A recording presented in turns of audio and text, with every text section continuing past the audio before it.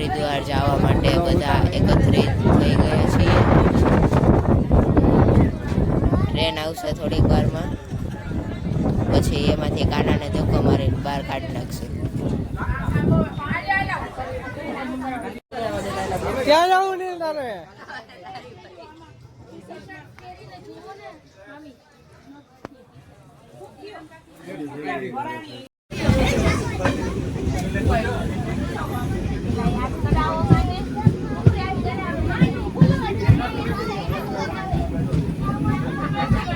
ટ્રેનની મોજ.